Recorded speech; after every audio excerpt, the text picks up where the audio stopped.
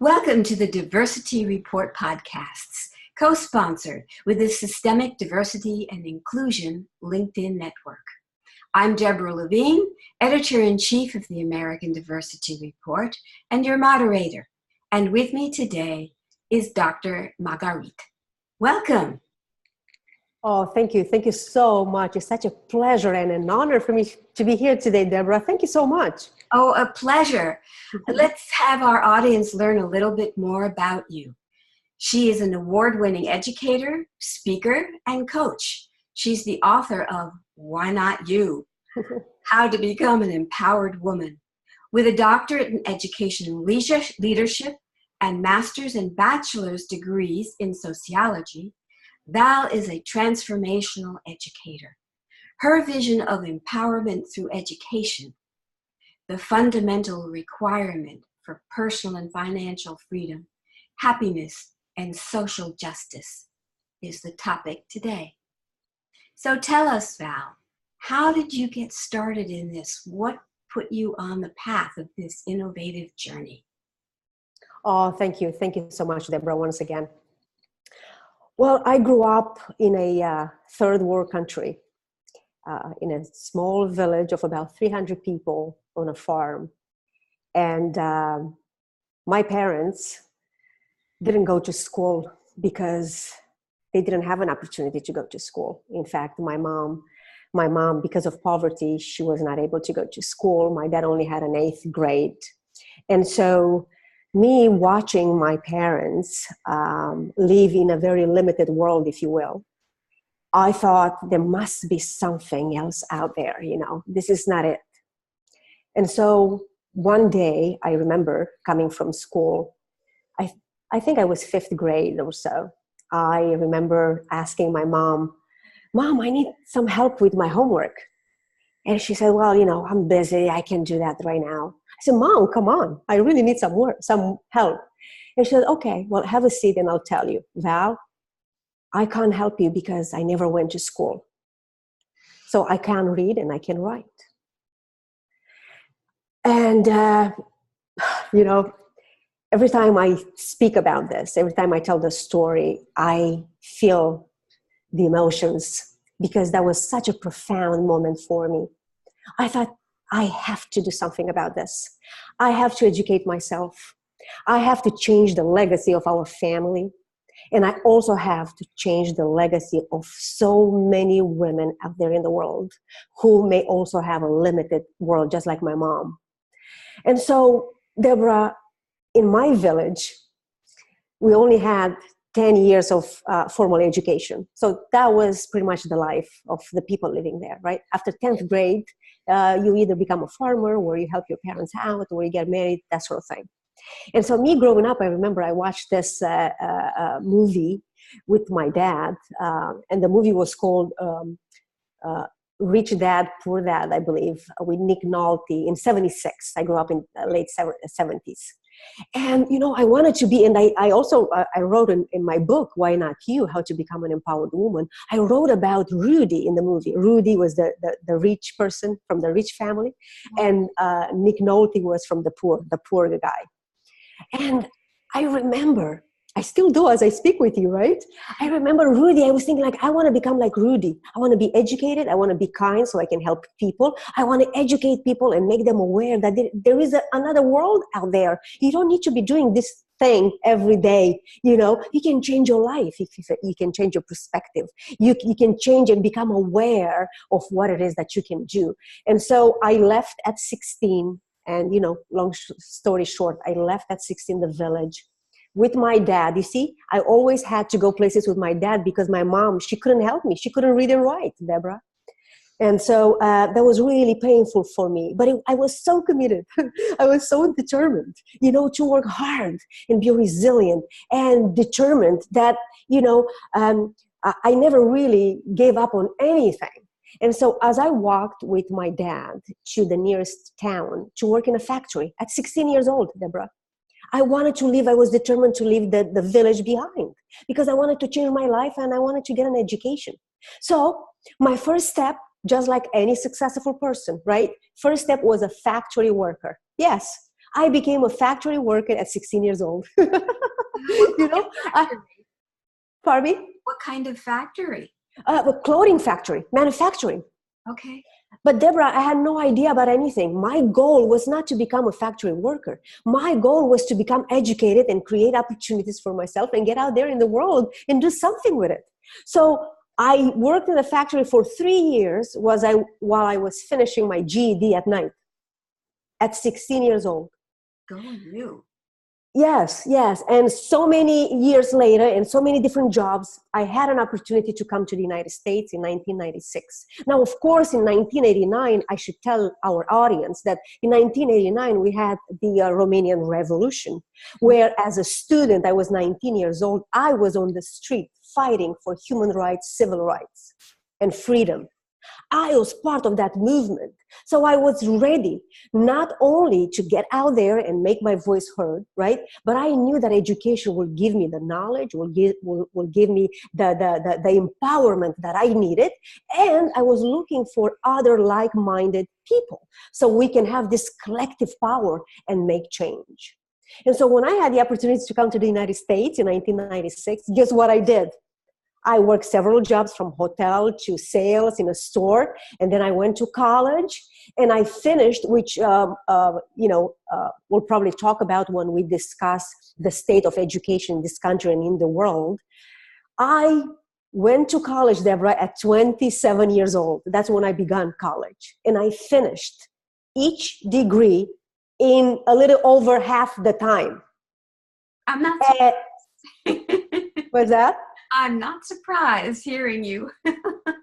Yes, and that's what I want our audience to know, right? Because I am not a genius. Okay, you may call me that, right? But as every genius, they are made. As any good leader, right? They are made. They have quality and traits that we can cultivate, we can learn, so we can make the difference we are talking about today, that it's diverse and inclusive.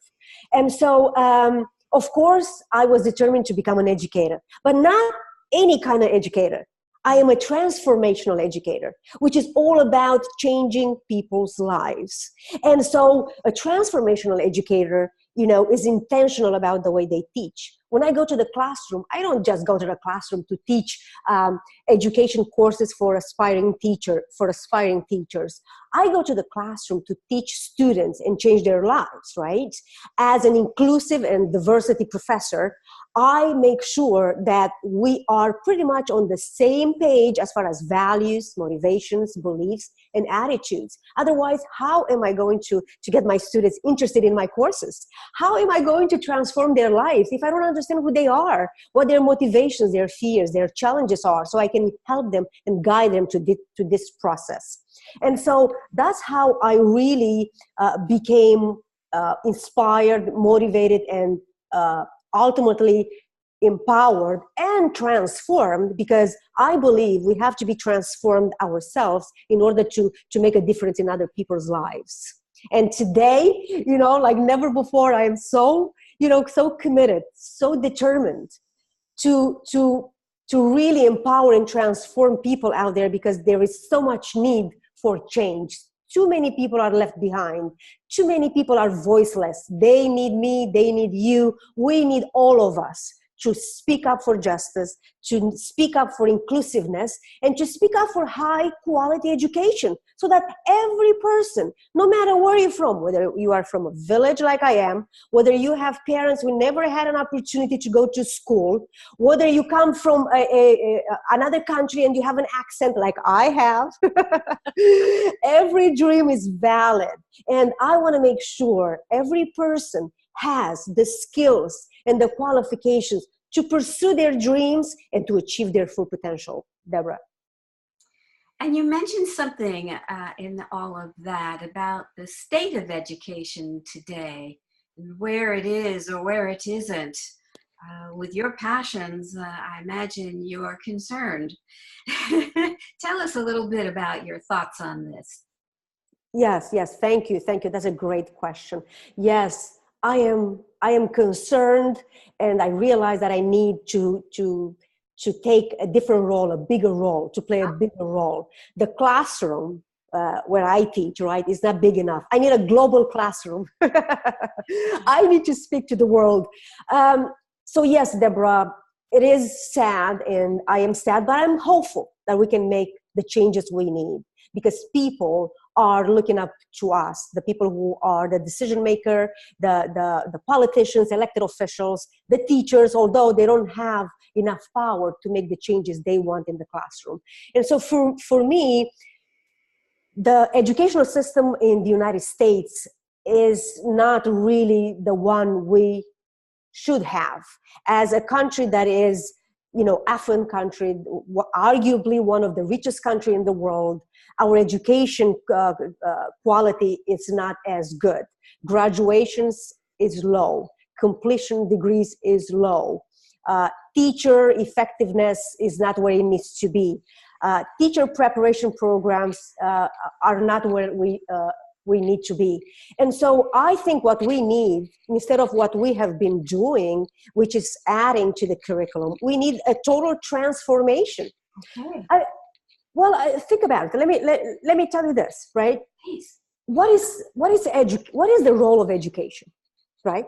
What do kids go to school and then people choose college? Because no matter what kind of education we're talking about, we have to agree that any person should have some sort of education. So they can be what? They can live a fulfilled life, and they can integrate successfully in the real world.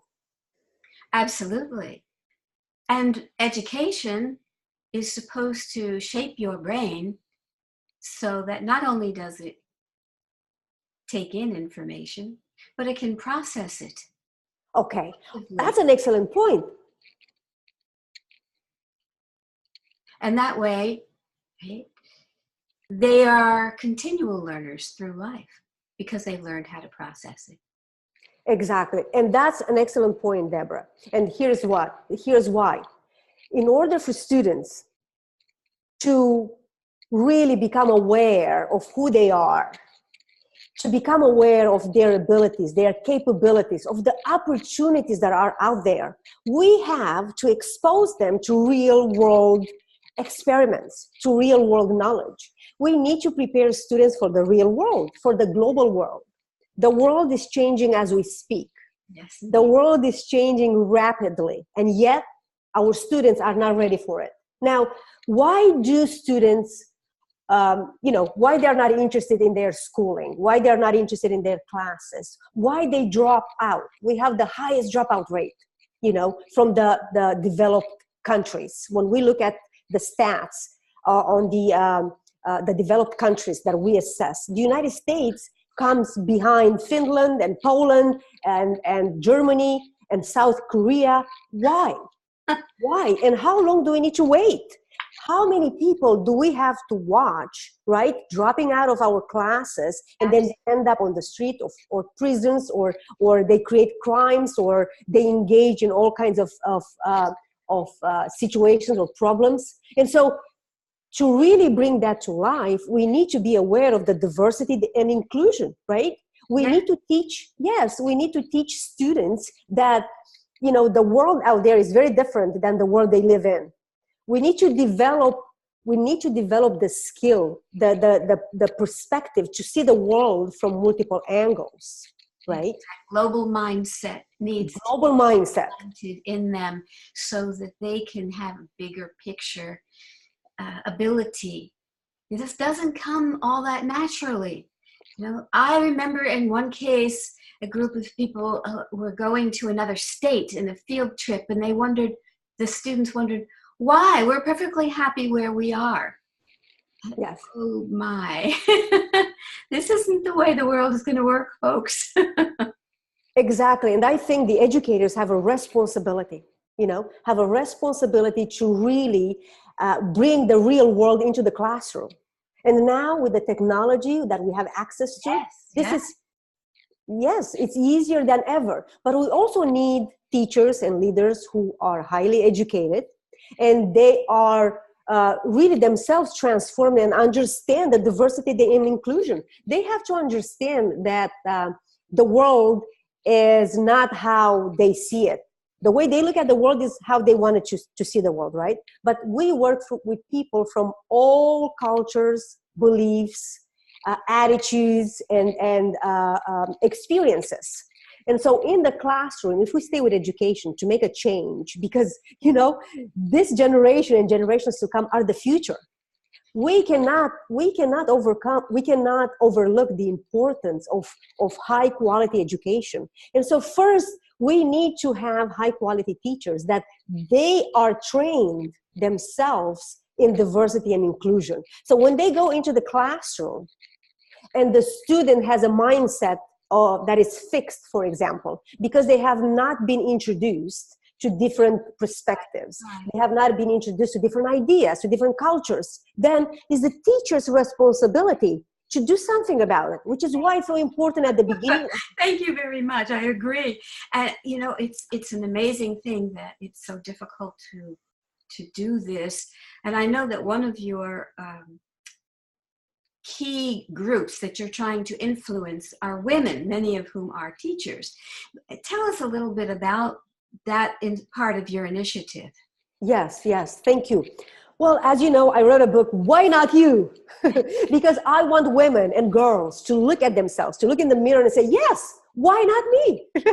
Yes, I want to be the next woman that's doing this and that. I want to be the next woman that is going to make a change, the next woman that's going to, close the gender gap, or the next woman that's going to be a president, right? Because we are pretty much the only developed country that hasn't had a woman president yet. And so with regards to women, I want to empower women. I want to transform their lives.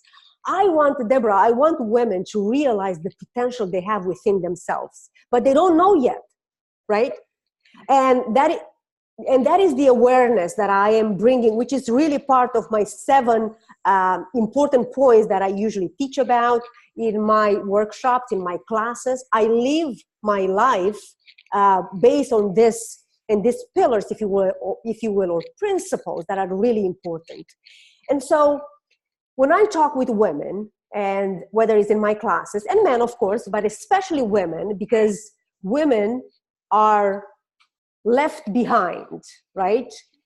When we talk about political empowerment. So in my book, I talk about political empowerment. I talk about emotional empowerment, financial empowerment, career empowerment, and spiritual empowerment, right?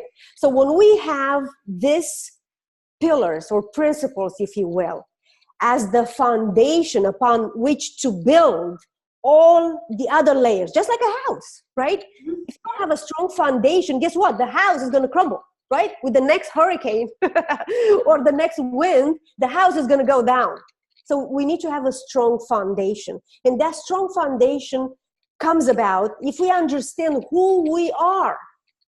I take women, I meet them where they are, and then I ask questions about self-empowerment. Who are you? Why are you doing the work you do? Right? And so we go over values. What are the values that are important to you? Because Deborah, the way we spend our time and our money and our human capital is where we are interested in, right? Our values. So for example, if we value education, I go back to education, right? If we value education, we would assume that we put an emphasis on quality education for all kids, not only kids who live in certain zip codes, right? I mean, talk about equality education. We don't have equality education. We have inequality education, which is systematic to creating social classes and inequality in the workplace, in the classroom, in the boardroom, you name it. I mean, how can we compare kids that live in poverty, and as a result, they have to leave, their parents, right? They cannot afford to live in a better zip code like other people. So now they have no choice but to go to the schools in that particular neighborhood. The schools are not equipped with the highest technology. The teachers are not the most, the best prepared teachers. So what are we doing? That's not quality education. So no, we don't have an equality education. So I tell women and I tell girls, right, that it's not your fault that you are where you are. Because we have to understand how the system works. This is a systematic problem. But I am here to tell you, we cannot let our circumstances, we cannot let our background really define who we are, right? I am here to tell you, and I use my life story. You can achieve anything you want. First, you need to understand where you are. Second, you need to understand what it takes, what kind of skills, what kind of habits you need to have in order for you to rewire your brain, which is the 7 steps I'll talk about, to rewire your brain, rewire your thinking. Because if you have tried to change and it didn't work, guess what? You have to change the way you go about doing your business. So tell us a little bit more about your way of changing people's Yes. mind. So the first... Yeah, go ahead. Yeah. So in order for us to understand how to become holistically empowered, right? Yes. We cannot separate the academics, right? The cognitive from social and from emotional. Correct. We need to look at it holistically, because that's why 80% of the people despise their jobs. They don't like what they're doing for work. I mean, Deborah, how is that possible? Can we not do better? I mean, we live in the United States. We have access to the highest technology, highest human capital, and we are not able to create programs and education, schools, so that people can pursue their passions and they can really do good work, right? Meaningful work. They come home and they can pursue their dreams and their personal passions, and so they can be happy. How is that possible? So the first step is awareness. Our reality is to the extent of our awareness. That's it. When you know better, you do better, right? Like Maya Angelou says, when you know better, you do better. So if you don't know better, then you're not going to do any better. And not only that, you are going to be, closed-minded, right? Because you are not going to understand other people. You think that the world revolves around you. And that comes to your point of how you teach people about the world, about the diversity in it, and how to be inclusive of it and benefit from that. Exactly. So I'm going to tie this in with my workshops and also the way I teach, right? Yeah. I begin each class with mindfulness, meditation. Wonderful. Well, we live in this world of instant gratification. Students, the last thing in their mind is school, right? They want to be on the phone with their friends. They want to be on Twitter, this and that. And so I realized that in order for me to be influential and transformative, I needed to have a talk with my students and make them understand that what we're doing here is relevant to your life, not only in the classroom, but most importantly, outside of the classroom. And so one of my goals is that everything we do in the classroom should be applicable on the same day in the real world. And the skills that we are fostering throughout the semester should be lifelong skills that students can use throughout life. And so how do we do that? We first have to be mindful of where we are. We have to be mindful of our emotions, of how we feel. And that's how I found out, for example, that students, many of my students are fearful, are anxious, are stressed out. So Deborah, when you have this kind of emotions, this kind of feelings, and you go to the classroom, last thing you can do is to remember what I teach, or to engage in conversations, or to express yourself. Wow. Well, I would agree with you there, and you've got me thinking about the next time I go out to speak. You see, that's excellent. Love it. I love it. Oh my goodness. So that is the first step, right? Awareness. Yes. And leave with awareness, because we make choices every day. Are those choices consciously made or unconsciously made? Are you conscious about how you live, how you feel, how you talk, right? Are you conscious about the language you use, the words you speak? Because words have power. They can either start war, love, and peace. Well, you and I both come from outside of this country. Yes. Coming to America, with the different language skills teaches you an awful lot about words and how they're used and how even the tone of voice is used and all of those things in communication. And I really appreciate your highlighting that because people take it for granted. They do. Right. Because Yes, it's what yes, they thank know, you. right? Unless they've traveled, which is a wonderful thing. That's great. But for the most part, Well, we know that less than 10% of people in this country traveled overseas. ah, Okay. So speaking of traveling, many people think that there is no need to explore the world. And, here we go back to awareness, right? And diversity. In my sociology classes, I have the pleasure, and I'm so grateful because I love it. And in my leadership and education classes, of course, all of this, relates. So, I can escape. Obviously, as I said at the beginning, I teach students, and then I teach the matter, the course matter. So, with regards to awareness, as I said, your world is as big or as small, right, relative to your awareness and understanding of the world. So the next step, Deborah, in this 7 powerful steps to really rewire your brain, the way you think, and then design the life you want to live. So the next step is the power of choice. Now think about it. At the end of the day, we are our choices, right? Now that we are aware and we found out that the world is big and beautiful and the people in it are just fantastic. They are all colors and nationalities and accents, right? And they bring in so many wonderful ideas that only when we listen to these diverse ideas, we will solve the global problems, right? oh, I So would agree now, with you there. Yes, indeed. And one of the things that I think is most important is that we have the technology to do it. yes. It doesn't take, even if you don't travel physically, you can use the technology to learn so much. Just like I am sure that you are going to have audience members who are going to contact you for more information. I hope so. Yes, They absolutely. want to know, well, what did you mean? How am I going to do this? Do you have any suggestions for that? Do you have any videos? All of these things. And I imagine you can answer every one of those questions. Oh, thank you. Thank you. Absolutely. And, one of the goals of us being here today, no? And I want to thank you for the work you do. Is just fantastic.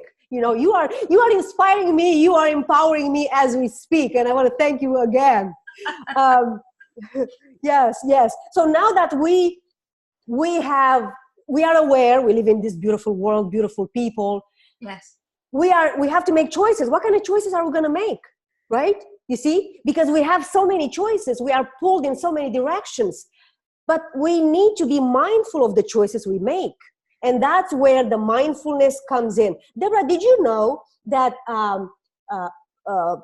leaders, Oxford universities and Harvard and Ivy League universities now, they offer masters and MBAs in mindfulness? No, I didn't know. It's When I that was important. there, I can assure you, back in the day, it was not even on their minds in any small way at all. It was just not there. It Wow. was not there. And let me tell you, even today, and that is the difference, you see, that is the difference between high quality education. People who are educated at a higher level, they know what this is. They know what's important, why it's important. Not only that, they practice it themselves. Because that is one of the skills. In fact, Professor Harari, right? You probably have heard of him. He's one of my favorites.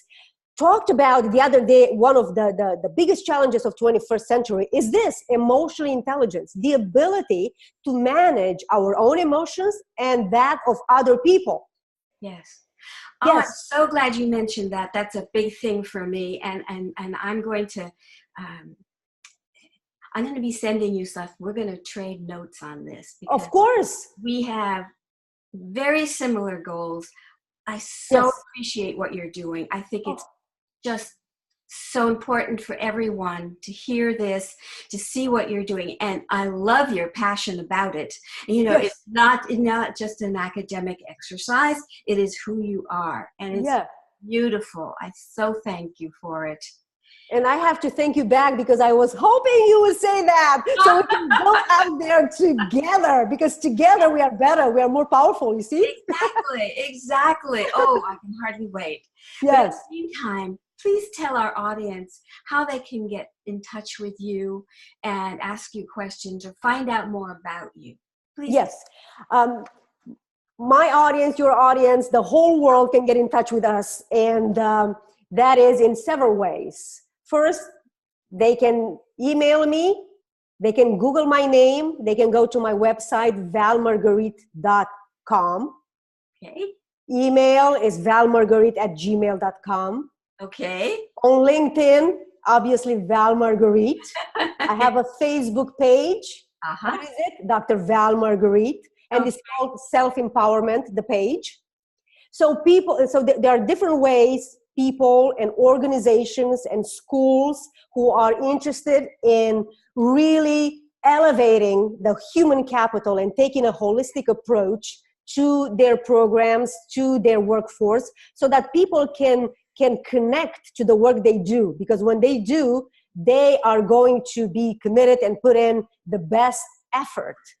That's what we want. We want to create programs for people. We want to create educational programs that are high quality, so we can educate generations that will come in and will have a global view, right, to the program that they are going to be put in place, so that people are not left behind and not included in the conversation. As we said, our biggest threats, our biggest problems, our global problems as we speak, I think the solutions are in the voices of the people who are not at the table, including women, primarily women, because, we are not represented. I mean, Deborah, we only have about 25 women in Congress out of 535 people. How can we achieve equal representation, gender equality with 25% of women in Congress, when we know the laws and everything we do in our daily life are being made in Congress? That just like a side note, I had to say that, Well, it's true. We have never been represented in the proportion which we are of the population. Never. And actually, women have been quite late in our history in getting the vote. And so it's a changing world. I'm looking forward to seeing more about what you're doing and how you're doing it. Maybe we ought to do another podcast sometime in the fall after school has started, and kind of get an idea of how things are going with the school year this time. How's that sound? That sounds terrific. I cannot wait, and I look forward to it. We have so many things to talk about, including the diversity and inclusion. And yes, we need to set up interviews for us and get out there also in person to connect with people. Wonderful. Well, audience, you are now on alert for the fall. Yes. Enjoy this one. Go to her website and all of the places that she's given you. Tell her how much you enjoyed what she had to say. Ask questions. Yes, I'll be happy to answer questions. There you go. Yes, I'll be happy to. Wonderful. Thank you so much, Val, for your time. Audience, thank you for tuning in, and we'll be back. Thanks again. Thank you so much, Deborah. Thank you.